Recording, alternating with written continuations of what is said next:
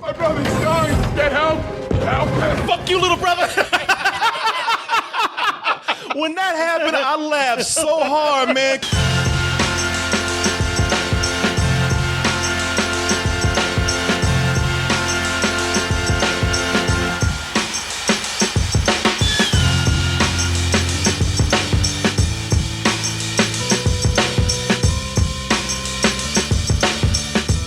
Y'all know what we're gonna talk about first. Talk about them gods. One god in particular. Some people say the god. I mean, if you're over at Marvel, they're like, there's only one god up in here. Name is Thor. And Marvel, man, they really, really were trying. They really wanted us to take His Highness seriously. They were trying for years to say no, but for real, he's a god. Give him his respects. Mm-hmm. No, please, just give him time. You know, he's new to the god game. And I like by that second movie, they're like, yeah, this ain't working. At that point, it was like they said this is like putting a high school jock in a high school version of a Shakespeare play. He's just doing it to stay on the team. He's got to have an elective. Yeah, that's it. You got to have that elective. Hey, you want to keep playing on the Avengers? You got to do something. Man, they tried for. I mean, look, and Marvel, y'all put in some good time on it, and it was noble. That first one, it worked. Yeah, it was solid. I really liked that first one. I like that first one too. I mean, it wasn't up to the standard of everything else, but I would dare say y'all probably even got lucky with it. Ooh, that second one, no, that Elf Quest, Worst. whatever it was, Elf Quest, whatever. That is the worst of their movies. It is the worst, and I'll even go as far as to say that by the time we saw Thor with the Avengers, and wasn't nobody thinking about Thor. Thor was just, when he came in, they'd be like, look, man, you cool and everything, but where Iron Man at? He came out of nowhere too. He was like, oh yeah, I forgot he's in this squad. Yeah, when you're looking for the Falcon more than Thor, he became a third tier hero on the team that he helped start. So Marvel went back and said, okay, we can't get rid of him. He's here. His big ass is here. We don't know what to do with him. And they finally pulled back in and they said, look, let's just do what we're gonna do with him, and let's just admit it to ourselves. This is nothing no one's gonna take seriously. No, as much as he wants to be a Shakespearean actor and God, no one's gonna take this seriously. Let's let him embrace the goofiness that he's always had on display. And a lot of people heard that they were doing that before, and they didn't know how to react to it. Especially when that trailer came out. They say it's good, but this doesn't have the same flavor as all these other Marvel movies. No, I won easily. Doesn't sound right. Well, it's true. Oh, you got jokes now. Okay, I don't know about this, man. You have the Infinity War coming up. Mm-hmm. You got a lot of big heavy thing that's about to happen, and Thor over here making jokes, yucking it up. Having him and the Hulk on a buddy adventure. Yeah, Bing Crosby and Bob Hope. Abbott and Costello in space. Come on, y'all. Now we're really getting silly. Didn't we try this at one time with Batman and Robin, and it didn't work that well? Well, you know something? Let me just say this. It didn't work in Batman and Robin, and sometimes humor in general like this doesn't work because it's not very aware. Marvel knows that they are stuck with what they have. They know that they're stuck with a formula at this point. They're beginning to repeat the same thing, and they have to be careful with their next move. So they said, listen, you know something? When you're stuck with what you have, when you know that you got a formula and there's nothing that you can do with it, and you realize it, just make fun of it. It's like when somebody's getting made fun of, and they just, you know what? I know I got none for the rest of you guys, so I'm just going to jump in and make fun of myself. Take the power away from you. And that's what they do here. They sit here and they just have a good time kind of making fun of everything that they've said that they've done and the critics have said that they've done. The climax, the CG, the creatures, and even nobody taking Thor seriously. And that's the thing with this. It's funny how they've been trying to make these actors here, Chris Hemsworth and Loki, what's his name? Tom Hiddleston. Tom Hiddleston, how they've been trying to make them these Shakespearean experienced, respectable heroes. And only one of them can pull it off. Yeah. And only one of them can pull it off. And he has to hang out with this big dumb motherfucker over here. And that's what they're doing here. They got these people who have been goofy so long that they've now embraced that. They know that that they've been looking kind of dumb for a while. And that's so, like, Thor's been hitting the head so many times. He's just a big, dumb football player at this point. Will Smith pops up. Yeah.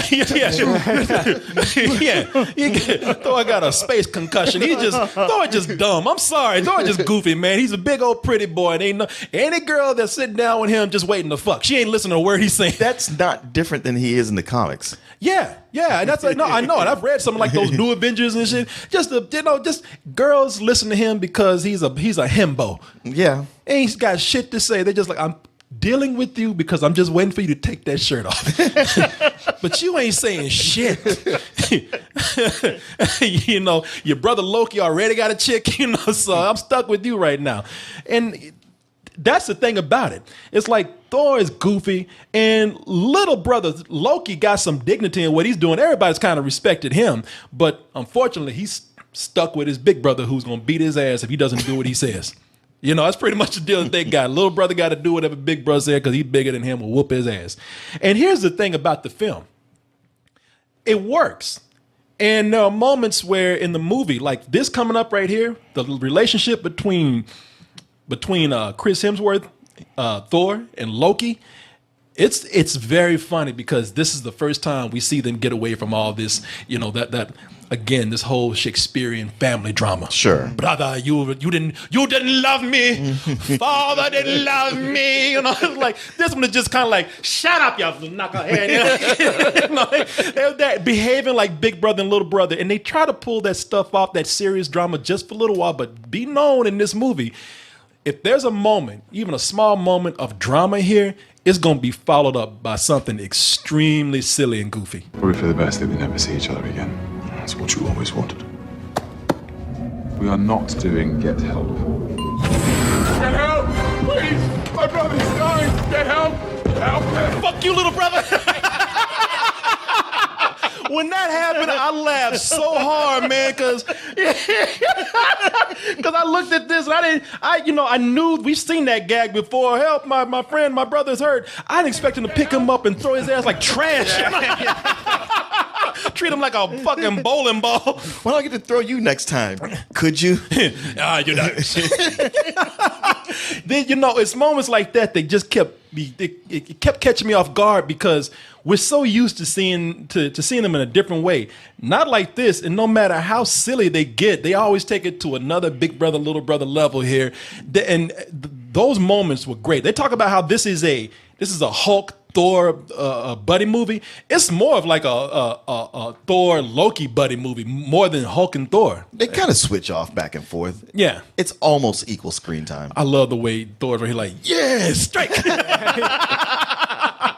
I tell you what, Loki needed more of that shit, man, because he's a bitch. Man, he is a bitch. He always has been. Yeah, he's always because he's become popular. Marvel and Disney, like that man said, I don't give a fuck what he's done. Make him a hero.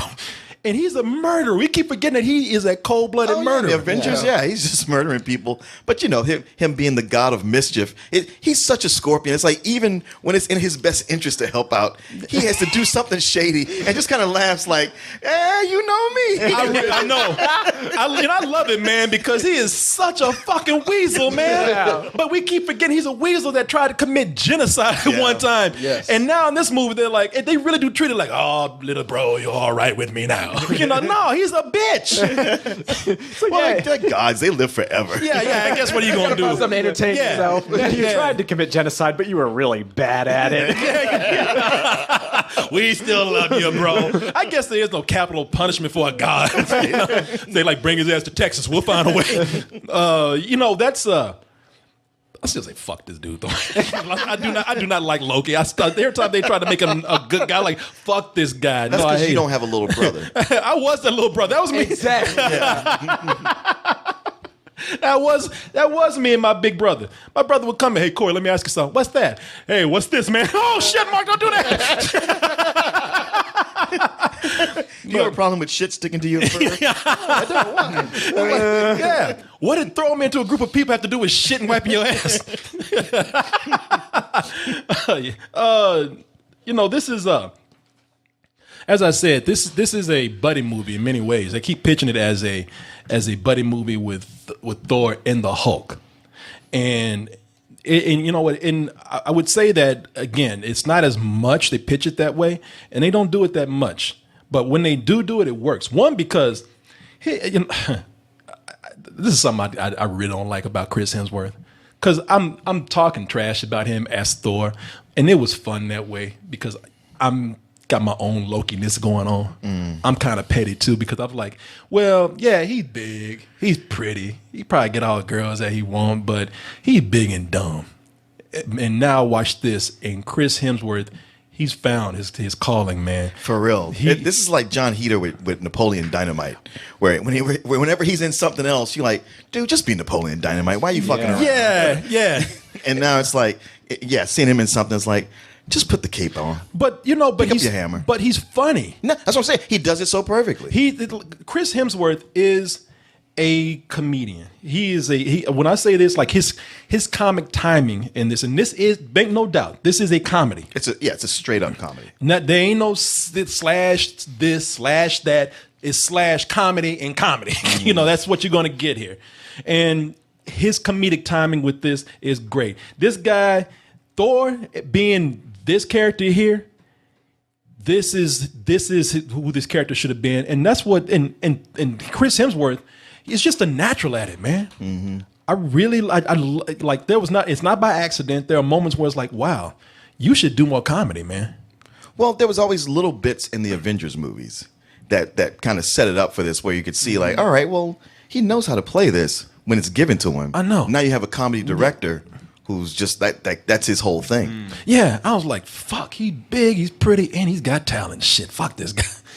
And he's not just pretty. I mean, there's a scene where he takes his shirt off and was walking around with those giant arms and all this. I don't care who you are. You have to go like, woo. Jesus, man. He ain't got just a six pack. That motherfucker got the whole beer section, man. It's like pack on top of pack on top of pack. His arms are like trees. They really are, man. I tell you what. Y'all need a moment. Kinda. Y'all are queening out over this man right now. I mean, I need it. Could y'all just leave me and my computer by ourselves right now? Shit, I'm trying to tell Hulk to leave this scene right now. We'll let you back in. But where Chris Hemsworth, where he's funny. The Hulk is just he's downright adorable in this. Yeah, adorable. I mean, he really is. Like the Hulk in this. He's like a 5-year-old. He is a 5-year-old. Like this is the most sympathetic that we've ever seen Hulk, because this is the first time that we've seen shit really get to Hulk. Because y'all think he's just mad. Mm-hmm. And he's like no, I'm mad because my feelings are really hurt. Because Thor is like, man, let's get back to Earth. Let's do what we used to do. Let's rock out the Avengers style. Like, no. Earth hate Hulk. And the girls in the audience were just, oh, he really just needs a hug right now. Yeah, if you want to die, bitch. Yeah, there's something about Hulk that just reminded me of Mike Tyson the whole time. Yeah. I kept wishing he had that voice. Yeah, Hulk man. Hulk eat your ass alive, bitch. See how that works? Yeah. You fucking Hulk. Hulk will destroy you. You got ears, Hulk will eat them. This is yeah, man. And he's just a big child. Granted, a big murderous child with a permanent temper tantrum. Lost my hammer like yesterday, so that's still pretty fresh. Loki's alive. Can you believe it? He's up there. Loki, look who it is. Let me just say that Loki's expressions when the Hulk enters, it ain't the Hulk that makes the scenes when he comes in. It is Loki, because Loki, if you remember, because traumatized. Yeah. When Loki's looking at Hulk, he's getting flashbacks of that ass whooping that he got.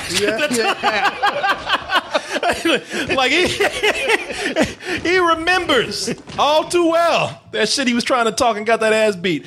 It was it's hilarious because it's all, and I won't say too much, but it's also because at the time again, like most of Loki's plans, like he has such elaborate plans for the mischief, and they always backfire on him.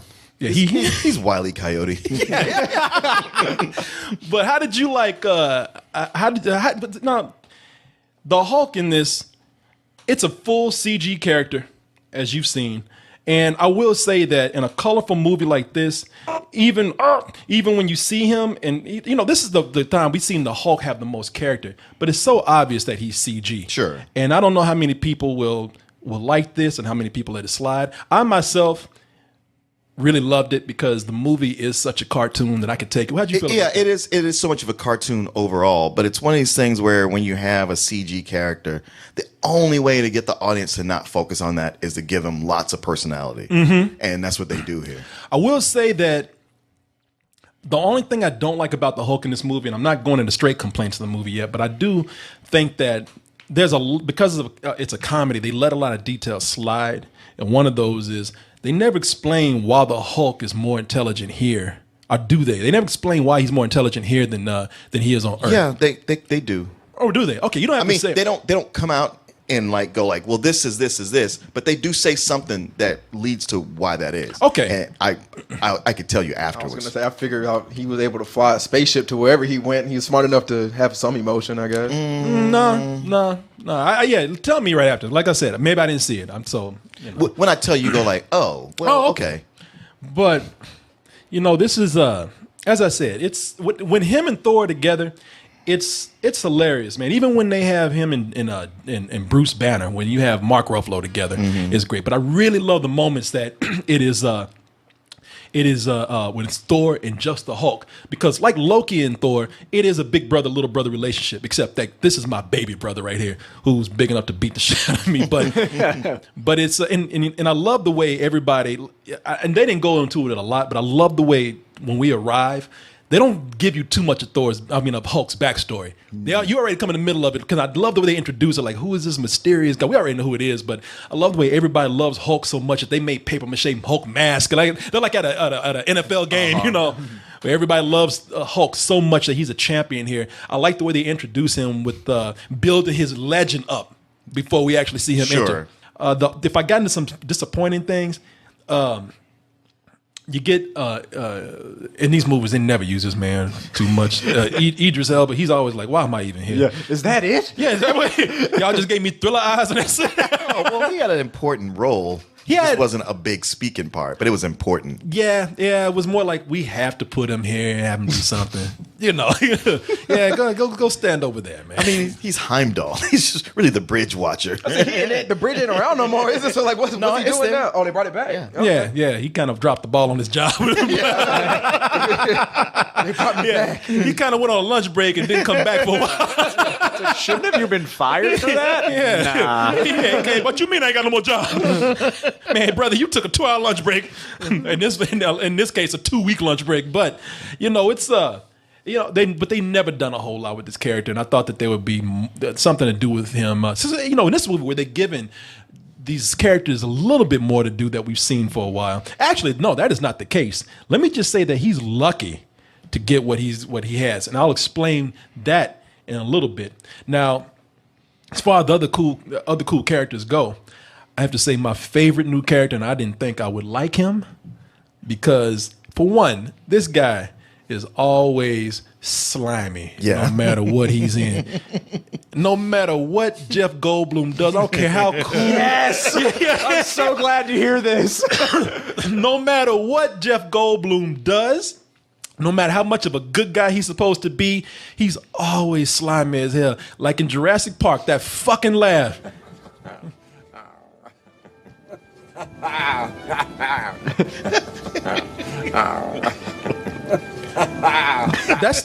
Even Spielberg came from behind the camera like, the fuck? Should we cut that, sir? No, keep that shit. I kept telling everybody this motherfucker's crazy. Now they're gonna see how crazy his ass is. But everybody's like, what the fuck? You gonna push him off the helicopter to me? But the reason why he's so good in this is because his delivery of every line he had was fantastic. Oh yeah, it was right on the money. Yeah, his delivery of every line that he has in the movie. I'll see if I can find a clip of him here.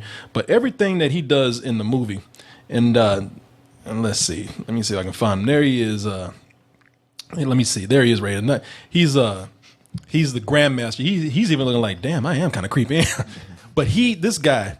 What I love about Jeff Goldblum in this, as the Grandmaster, the guy on the planet who actually he runs the gladiator games. He's the ruler of this realm, this planet, where he brings everybody in, and he's a sadistic guy. But he doesn't play this as, even though Jeff Goldblum is at his he's at his Goldblumiest in this.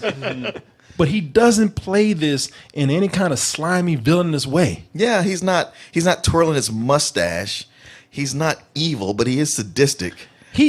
But he's not even bloodthirsty necessarily. Basically the same as he is in the comics. He's like, I'm just bored and I want to fuck with people. Yeah, kinda. But at the same, not bored so much. He's having fun, but he's just he's decadent. Okay. Yeah, he's very Caligula. He's flamboyantly psychotic. Yes, you know, but in the true meaning of psychotic, where he does things, but he's kind of like, what? What'd I do? You know, it's all right. Don't worry about it. You know, he thinks he's not doing anything wrong. There's this moment of he does like this really disgusting, horrible act of murder. And when he does it, he's just like, so what? Let's just move on to the next thing. I don't understand what the big deal is. You know, come on. You know, I don't know what I mean. It's just dripping there. Yeah. It is really shitty with this guy. Yeah. He's just one of these guys where you feel like if you were around him, you could just smell the hair tonic coming off of him. Yeah. He is. Jeff Goldblum, again, they gave us no clips of him, but he's just being Jeff Goldblum, but he's amazing in the movie. Mm-hmm. He is just having fun. It has never been more fun to be Jeff Goldblum than now. You know what I'm saying? Like, he's just like, yeah, that is me. It took me 50 years, but I accept it now. Yeah, I mean, it sounded like you enjoyed him too. Oh yeah, no, I got excited every time he came on. Like when he was not on the screen, it was just kind of like, I know he can't. This is not called the Grandmaster movie, but right. it would be great if he could come on and just begin.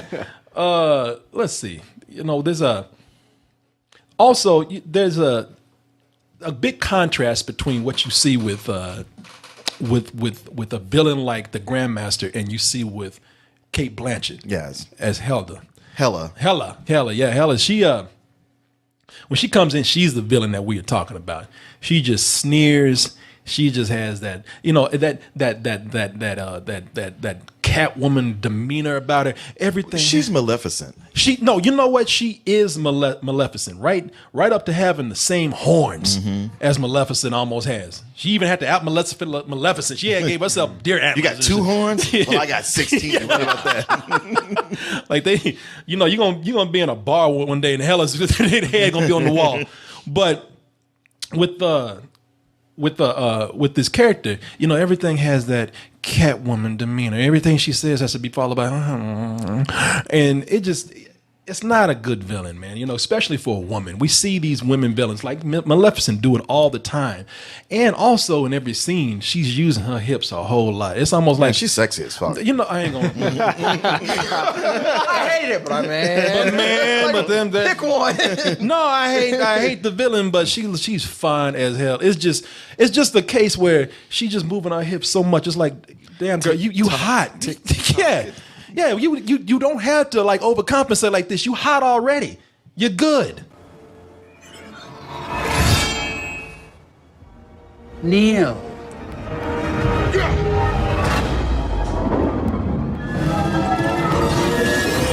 She's like, you threw that ham at the wrong bitch. I know. I look like a goddamn nail to you. Wait, can I get that back real quick?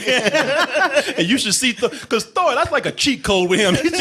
He used that shit in everything he does. And throw it at her. She might as well like crush his dick because he's like, no! You feel bad for him. Yeah. Big old man. Yeah, bitch, take this.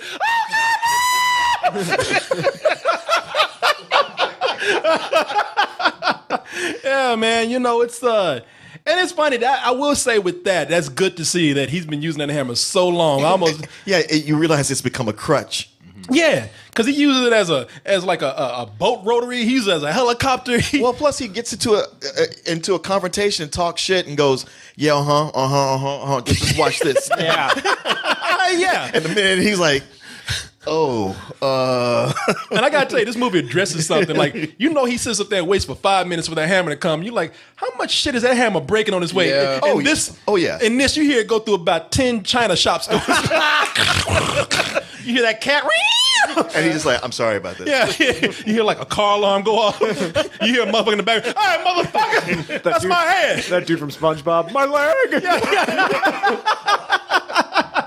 Yeah, man. It's again, you see some things that they cover here that they are finally able to make fun of. Now, with this, I love a lot of what they're doing. And I told you the things that I have problems with are some of the new characters. Like I said, the villain, I'm not a big fan of. In all these movies where Thor was in there, Thor was the last person that you kind of wanted to see. It was like, oh yeah, you're here. Okay. We have to watch this. We got to hang with you. Oh, come on, man. And this, whenever Thor is not around, you can't wait to have him back. It's like, hey man, hurry up and get back here because this plot that you call right here, this conflict, been there, man. This is so. This is such a formula now that the comedy and the humor and the adventure are the only things that really do work for me. Like this actual conflict that they have here doesn't work too much. It's so typical that it feels like filler.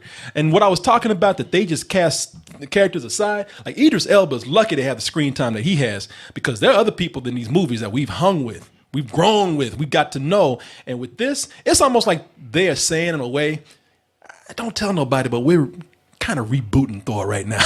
Yeah, I mean, but they're not doing anything that hasn't been done in comics already. The movie feels like it wants to reboot Thor in this new fashion that we have here.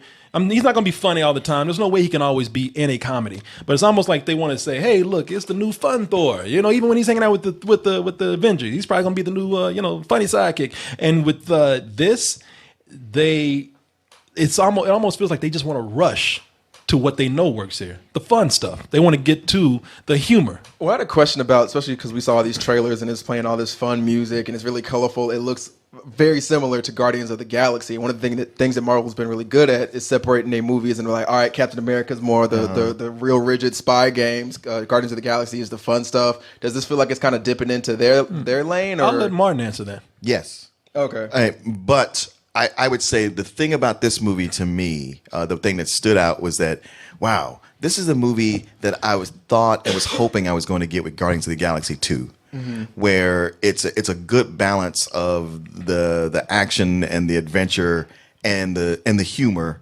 where it's not like with Guardians of the Galaxy 2. I think so often they go like, you know what, I got a good gag for this scene, and they would just go with it. Just a lot of gags poured in there, and here everything was just part of something else, and they kept it moving. You really got to be here for the laughs. This is something where it doesn't, it's so different that it doesn't always feel like it fits in the canon of the other movies. And I'm not saying that that's a bad thing. I'm just saying that this is so different. It's almost like it doesn't even feel like it's really happening. It's such a cartoon. It feels like Thor took some cosmic LSD and is having like a really bad trip right now. And that's okay. All I'm saying is don't go and if you're already thinking like, man, this feels really weird, and you're trying to put it into the other films, and you're cutting down the enjoyment that you could have. Don't be that serious with it. Don't try to fit it in too much. Just take this as the movie that it is. It's a movie that is so goofball and embraces it so well that I can overlook some of the things that do not work here, because there's more of that than the other stuff. It's just that when the humor's gone and they get back to Hela and they try to get back into the conflict, it's like, all right, it's not terrible, but this movie has come to a halt right here. I need to get back to the funny stuff. I need to get back to Thor. I need to get back to Hulk. And I when I did, I had a great time with it. If you take it as it is worth a full price. I didn't know where you were going to go with that. Well, no, there are flaws here, but I always try to base things on what outweighs the other. Yeah. If they were even, I might have been like, all right, you know something, this is a matinee. Half a good movie, half of an okay movie, or even half a bad movie. But when I say they want to rush, but they know that shit ain't that good. So when it's something like, man, we got to have a plot. Yeah. You know, I mean, we got a script, we got to shoot it. But when they say they moving on to get to the humor, they move on to get to the humor. It does not last that long. Martin, what do you think? Oh, I'm right there with you. The movie was. I was nervous going in because it was a good word, but I was like, yeah, but it could end up being just too jokey and jokes on top of jokes just for the sake of it, just to get you through it, and I'm not going to like that. And I was like, oh no, I'm pleasantly surprised. These all work within the context of what's going on. And while that plot that you don't care for isn't, certainly not all that great or original, it's all taken directly from the comics. Anybody who reads enough Thor will appreciate that, like, okay, they did this and they put this in there. Yeah. And they pull stuff from a lot of the different good runs to throw in. Even where it ends up is interesting. See, this is where comic book fans like yourself and myself, we have our run-ins. Because I'm like, but what about me? You know what I mean? But this play there for you is enough for you to give it a full price and enjoy yourself. I'm just saying, like, some of these things where you're like, I don't know. I was like, yeah, I hear you, but this was done before. There's a reason that's all in there. And this really draws a huge red outline under the fact that Thor: The Dark World was just completely uninspired and just done because they had a schedule. Yep. Because here you have a new director, a whole new creative team who came in and said, like, hey guys, let's really do something here. Yeah. We don't have. I know we know it's going to make some money no matter what we do, but let's do something we can actually enjoy and be proud of. And if we weren't going to New York this weekend, I'd go see it again. It's a full price. Yeah, I gotta watch your ass then. Catch If I show up late, you're gonna be trying to Go with him. I'm going with them. We haven't seen this Felix. shit. Catch damn, you're gonna make me fly Felix out just to watch y'all. He's like, I'm going too. Hey guys, what we doing? he'll hold on to the wing of the plane. Thor! We'll go see the movie with our cool dad. I don't have.